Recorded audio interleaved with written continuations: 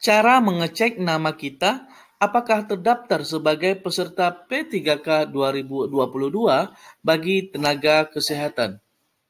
Ikutin video ini sampai selesai agar Anda dapat mengecek nama Anda. Sebelumnya kepada Bapak Ibu yang baru menemukan channel Mahadi Kusuma Rambe ini, silakan ditonton videonya.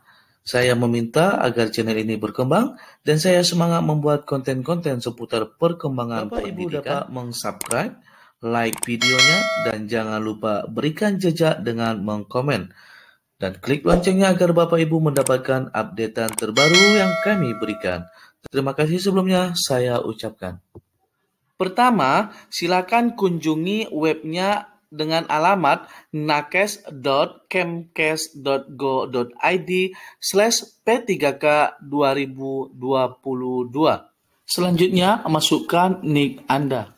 Kemudian, masukkan CAPTCHA yang tersedia. Kemudian, pilih periksa data. Portal pengecekan status P3K akan muncul seperti ini. Jika Anda terdaftar, maka keterangannya adalah terdaftar sebagai calon pelamar. Jika Anda tidak terdaftar, maka muncul keterangan belum terdaftar sebagai calon pelamar P3K. Bagi yang belum terdaftar, mungkin bertanya, kenapa saya belum terdaftar? Bagaimana mekanisme pengusulan dan penetapan formasi P3K Jabatan Fungsional Kesehatan tahun 2022 ini?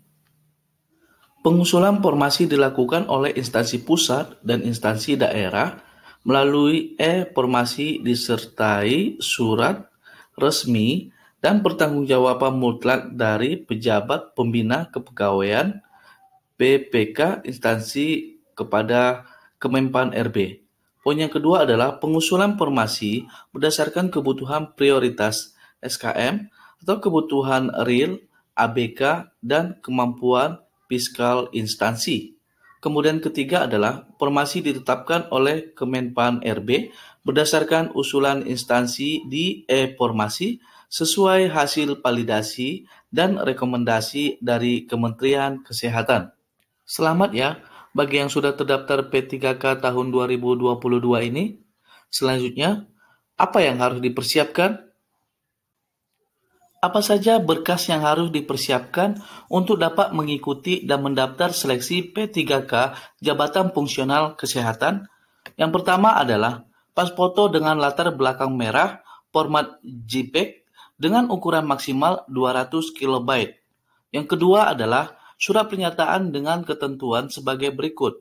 Surat pernyataan diketik dengan komputer, bermaterai 10.000 dan ditandatangani sendiri dengan tinta hitam, dibuat pada saat tanggal pendaftaran. Yang ketiga adalah scan kartu tanda penduduk atau KTP asli atau surat keterangan asli telah melakukan perekaman kependudukan yang dikeluarkan oleh Dinas Kependudukan dengan pencatatan sipil atau Disdukcapil. Yang keempat adalah scan ijazah asli dan transkrip nilai asli jenjang D3, D4 atau S1 dan surat pernyataan ijazah asli. Yang kelima adalah scan surat tanda registrasi atau STR, bukan STR intensif asli bagi jabatan fungsional yang mensyaratkan. Yang keenam adalah surat SK penugasan yang ditandatangani oleh Kepala Unit Kerja Terunggal. Yang ketujuh adalah scan surat rekomendasi pengalaman kerja yang ditandatangani oleh atasan langsung bermaterai 10.000. Yang ke-8 adalah bagi pelamar penyandang disabilitas, yaitu menambah surat keterangan penyandang disabilitas dari rumah sakit atau puskesmas milik pemerintah yang kemudian melampirkan link video singkat melakukan kegiatan sehari-hari dalam menjalankan tugas sebagai tenaga kesehatan.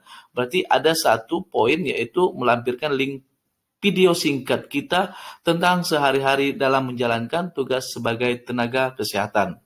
Oke, demikian berkasnya yang harus dipersiapkan untuk peserta yang terdaftar seleksi P3K Jabatan Fungsional Kesehatan di tahun 2020. Di awal tadi adalah persyaratan umumnya dan sekarang adalah persyaratan khususnya. Apa saja persyaratan khusus untuk P3K Jabatan Fungsional Kesehatan tahun 2022 ini? Yaitu pertama adalah memiliki STR kesesuaian jabatan yang dilamarkan. bukan STR intensif yang masih berlaku pada saat pelamaran.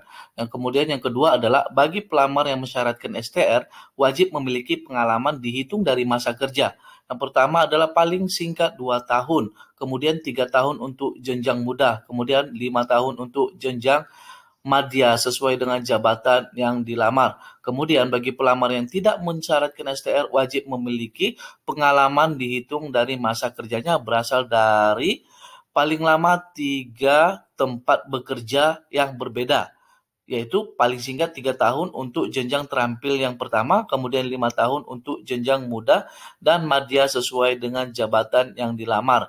Nah, Bapak Ibu bisa membaca deskripsinya ini secara detail. Nah, yang perlu saya garis bawahi yaitu apabila dia STR berarti ada masa kerja yang harus disesuaikan. Apabila dia pertama 2 tahun, kemudian jenjang muda 3 tahun, dan madya itu 5 tahun. Tapi bagi yang tidak mensyaratkan STR, dia wajib memiliki pengalaman yaitu berasal dari tempat dia bekerja, yaitu di tempat bekerja yang berbeda, yaitu paling singkat 3 tahun dan 5 tahun. Seperti itu. Demikian informasi cara mengecek nama terdaftar atau tidak terdaftar sebagai P3K 2022, pelamar kesehatan, dan persyaratan yang harus dipersiapkan. Semoga informasi ini membantu. See you next video.